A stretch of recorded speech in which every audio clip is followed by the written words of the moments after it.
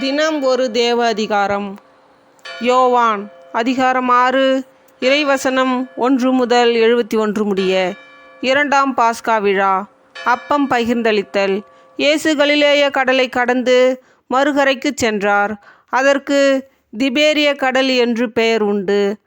உடல் நலமற்றோருக்கு அவர் செய்து வந்த அரும் அடையாளங்களைக் கண்டு மக்கள் பெருந்திரளாய் அவரை பின்தொடர்ந்தனர். இயேசு மலைமேல் ஏறி தம் சீடரோடு அமர்ந்தார். யூதருடைய பாஸ்கா விழா அண்மையில் நிகழ்விருந்தது. இயேசு நிமிர்ந்து பார்த்து மக்கள் பெருந்திரளாய் அவரிடம் வருவதைக் கண்டு, இவர்கள் உண்பதற்கு நாம் எங்கிருந்து அப்பம் வாங்கலாம் என்று பிலிப்பிடம் கேட்டார். தாம் செய்ய போவதை அறிந்திருந்தும் அவரை சோதிப்பதற்காகவே இக்கேள்வியை கேட்டார். பிலிப்பு மறுமொழியாக, 200 தெனாரியத்திற்கு அப்பம் வாங்கினாலும் ஆளுக்கு ஒரு சிறு துண்டு கிடைக்காதே என்றார். அவருடைய சீடருள் ஒருவர், சீமோன் பேதுருவின் சகோதரருமான அந்திரேயா, இங்கே சிறுவன் ஒருவன் இருக்கிறான். அவனிடம் 5 வார்கோதுமை அப்பங்களும் 2 மீன்களும் உள்ளன. ஆனால் இத்தனை பேருக்கு இவை எப்படி போதும் என்றார். இயேசு மக்களை அமர செய்யுங்கள் என்றார். அப்பகுதி முழுவதும் புல்தரையாயிருந்தது. அமர்ந்திருந்த ஆண்களின் எண்ணிக்கை ஏறக்குறைய 5000. இயேசு அப்பங்களை எடுத்து கடவுளுக்கு நன்றி செலுத்தி அமர்ந்தோருக்கு கொடுத்தார். அவ்வாறே மீன்களையும் பகிர்ந்தளித்தார். அவர்களுக்கு வேண்டிய மட்டும் கிடைத்தது. அவர்கள் வயிறார உண்டபின் ஒன்றும் வீணாகாதபடி எஞ்சிய துண்டுகளை சேர்த்து வையுங்கள் என்று தம் சீடரிடம் கூறினார். மக்கள் உண்டபின் 5 வார்கோதுமை அப்பங்களிலிருந்து எஞ்சிய துண்டுகளை சேர்த்து சீடர்கள் 12 கூடைகளில் நிரப்பினார்கள்.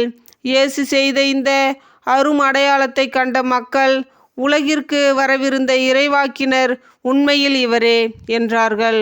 அவர்கள் வந்து தம்மை பிடித்து கொண்டு போய் அரசராக்கப் போகிறார்கள் என்பதை உணர்ந்து இயேசு மீண்டும் தனியாய் மலைக்கு சென்றார். இயேசு கடலை கடந்து செல்லுதல். மாலை வேளையானதும் இயேசுவின் சீடர்கள் கடற்கரைக்கு வந்து படகேறி மறுகரையிலுள்ள கப்பர்நாகுமுக்கு புறப்பட்டார்கள். ஏற்கனவே இருட்டிவிட்டது. இயேசுவும் அவர்களிடம் அதுவரை வந்து சேரவில்லை. அப்போது பெருங்காற்று வீசிற்று. கடல் பொங்கி எழுந்தது. அவர்கள் 5 அல்லது 6 கிலோமீட்டர் தொலை படகு ஓட்டிய பின் இயேசு கடல் மீது நடந்து படகருகில் வருவதைக் கண்டு அஞ்சினார்கள். இயேசு அவர்களிடம், நான் தான், அஞ்சாதீர்கள் என்றார். அவர்கள் அவரை படகில் ஏற்றிக்கொள்ள விரும்பினார்கள். ஆனால் படகு உடனே அவர்கள் சேர வேண்டிய இடம் போய் சேர்ந்து விட்டது. உணவு வேண்டுதல். சீடர்கள் புறப்பட்ட கரையிலேயே மறுநாளும் மக்கள் கூட்டமாய் நின்று கொண்டிருந்தார்கள். முந்தின நாள் ஒரு படகை தவிர வேறு படகு எதுவும் அங்கு இல்லை என்பதையும், அதில் இயேசுவின் சீடர்கள் மட்டும் போனார்களே அன்றி இயேசு அவர்களோடு அப்படகில் ஏறவில்லை என்பதையும் அவர்கள் கண்கூடாக பார்த்திருந்தார்கள். அப்போது ஆண்டவர் கடவுளுக்கு நன்றி செலுத்தி கொடுத்த உணவை மக்கள் உண்ட இடத்திற்கு அருகில் திபேரியாவிலிருந்து படகுகள் வந்து சேர்ந்தன. இயேசுவும் அவருடைய சீடரும் அங்கு இல்லை என்பதை கண்ட மக்கள் கூட்டமாய் அப்படகுகளில் ஏறி இயேசுவை தேடி கப்பர்நாகுமுக்கு சென்றனர். அங்கு கடற்கரையில் அவர்கள் அவரை கண்டு, ரபி, எப்போது இங்கு வந்தீர் என்று கேட்டார்கள். இயேசு மறுமொழியாக, நீங்கள் அரும் அடையாளங்களை கண்டதால் அல்ல, மாறாக அப்பங்களை வயிறார உண்டதால்தான் என்னை தேடுகிறீர்கள் என உறுதியாக உங்களுக்கு சொல்லுகிறேன். அழிந்து போகும் உணவுக்காக உழைக்க வேண்டாம், நிலைவாழ்வு தரும் அழியாத உணவுக்காகவே உழையுங்கள். அவ்வுணவை மானிட மகன் உங்களுக்கு கொடுப்பார். ஏனெனில் தந்தையாகிய கடவுள் அவருக்கே தம் அதிகாரத்தை அளித்துள்ளார் என்றார். அவர்கள் அவரை நோக்கி, எங்கள் செயல்கள் கடவுளுக்கு ஏற்றவையாக இருப்பதற்கு நாங்கள் என்ன செய்ய வேண்டும் என்று கேட்டார்கள். இயேசு அவர்களை பார்த்து, கடவுள் அனுப்பியவரை நம்புவதே கடவுளுக்கேற்ற செயல் என்றார். அவர்கள், நாங்கள் கண்டு உம்மை நம்பும் வகையில் நீர் என்ன அரும் அடையாளம் காட்டுகிறீர்? அதற்காக என்ன அரும் செயல் செய்கிறீர்? எங்கள் முன்னோர் பாலை நிலத்தில் மன்னாவை உண்டனரே, அவர்கள் உண்பதற்கு வானிலிருந்து உணவு அருளினார். என்று மறைநூலில் எழுதியுள்ளது அல்லவா என்றனர். இயேசு அவர்களிடம், உறுதியாக உங்களுக்கு சொல்லுகிறேன், வானிலிருந்து உங்களுக்கு உணவு அருளியவர் மோசே அல்ல, வானிலிருந்து உங்களுக்கு உண்மையான உணவு அருள்பவர் என் தந்தையே. கடவுள் தரும் உணவு வானிலிருந்து இறங்கி வந்து உலகுக்கு வாழ்வு அளிக்கிறது என்றார். வாழ்வு தரும் உணவு. அவர்கள், ஐயா, இவ்வுணவை எங்களுக்கு எப்போதும் தாரும் என்று கேட்டுக்கொண்டார்கள். இயேசு அவர்களிடம், வாழ்வு தரும் உணவு நானே. என்னிடம் வருபவர்க்கு பசியே இராது. என்னிடம் நம்பிக்கை கொண்டிருப்பவர்க்கு என்றுமே தாகம் இராது. ஆனால் நான் உங்களுக்கு சொன்னவாறே நீங்கள் என்னை கண்டிருந்தும் நம்பவில்லை. தந்தை என்னிடம் ஒப்படைக்கும் அனைவரும் என்னிடம் வந்து சேருவர். என்னிடம் வருபவரை நான் புறம்பே தள்ளிவிட மாட்டேன். ஏனெனில் என் சொந்த விருப்பத்தை நிறைவேற்ற அல்ல, என்னை அனுப்பியவரின் விருப்பத்தை நிறைவேற்றவே நான் விண்ணகத்திலிருந்து இறங்கி வந்தேன். அவர் என்னிடம் ஒப்படைக்கும் எவரையும் நான் அழிய விடாமல் இறுதி நாளில் அனைவரையும் உயிர்த்தெழச் செய்ய வேண்டும். இதுவே என்னை அனுப்பியவரின் திருவுளம். மகனை கண்டு அவரிடம் நம்பிக்கை கொள்ளும் அனைவரும் நிலைவாழ்வு பெற வேண்டும் என்பதே என் தந்தையின் திருவுளம். நானும் இறுதி நாளில் அவர்களை உயிர்த்தெழச் செய்வேன் என்று கூறினார். விண்ணகத்திலிருந்து இறங்கி வந்த உணவு நானே என்று இயேசு கூறியதால் யூதர்கள் அவருக்கு எதிராக முணுமுணுத்தார்கள். இவர் யோசேப்பின் மகனாகிய இயேசு அல்லவா? அவருடைய தெரியாதவர்களா? அப்படி இருக்க, நான் விண்ணகத்திலிருந்து இறங்கி வந்தேன் என இவர் எப்படி சொல்லலாம் என்று பேசிக்கொண்டார்கள். இயேசு அவர்களை பார்த்து கூறியது, உங்களிடையே முணுமுணுக்க வேண்டாம். என்னை அனுப்பிய தந்தை ஈர்த்தாழொழிய எவரும் என்னிடம் வர இயலாது. என்னிடம் வருபவரை நானும் இறுதி நாளில் உயிர்த்தெழச் செய்வேன். கடவுள் தாமே அனைவருக்கும் கற்று தருவார் என இறைவாக்கு நூல்களில் எழுதியுள்ளது. தந்தைக்கு செவிசாய்த்து அவரிடமிருந்து கற்றுக்கொண்ட அனைவரும் என்னிடம் வருவர். கடவுள் தாமே கற்று தருவார் என்பதிலிருந்து தந்தையை எவராவது கண்டுள்ளார் என்று பொருள் கொள்ளக்கூடாது. கடவுளிடமிருந்து வந்துள்ளவர் மட்டுமே கடவுளை கண்டுள்ளார். உறுதியாக உங்களுக்கு சொல்லுகிறேன், என்னை நம்புவோர் நிலைவாழ்வை கொண்டுள்ளனர். வாழ்வு தரும் உணவு நானே.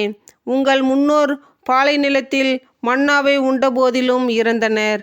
உண்பவரை இரவாமல் இருக்க செய்யும் உணவு விண்ணகத்திலிருந்து இறங்கி வந்த இந்த உணவே. மானிட மகனின் சதையும் இரத்தமும் உணவாதல். விண்ணகத்திலிருந்து இறங்கி வந்த வாழ்வு தரும் உணவு நானே.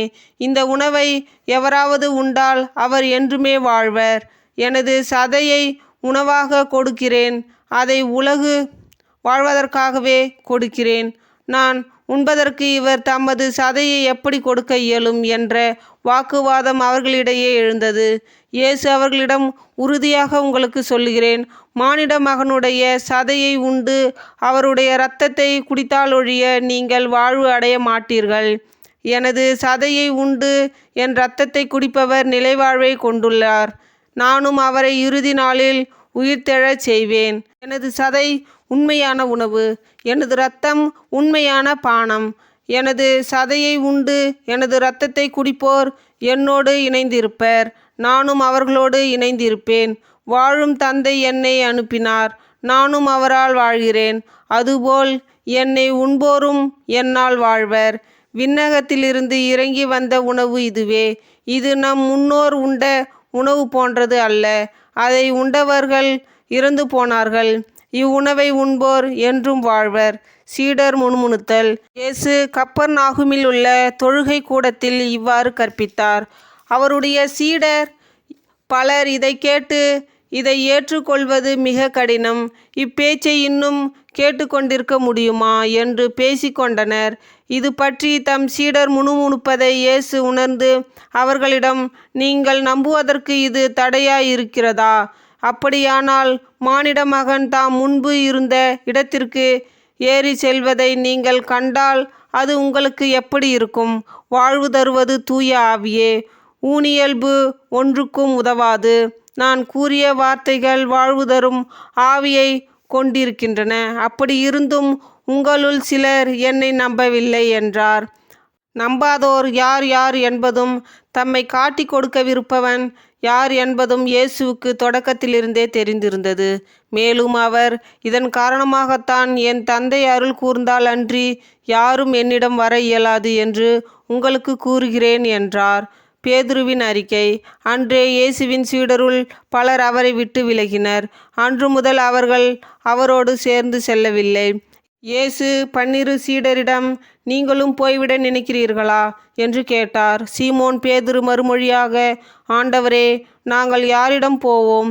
நிலைவாழ்வு அளிக்கும் வார்த்தைகள் உம்மிடம் தானே உள்ளன. நீரே கடவுளுக்கு அர்ப்பணமானவர் என்பதை நாங்கள் அறிந்து கொண்டோம், அதை நம்புகிறோம் என்றார்.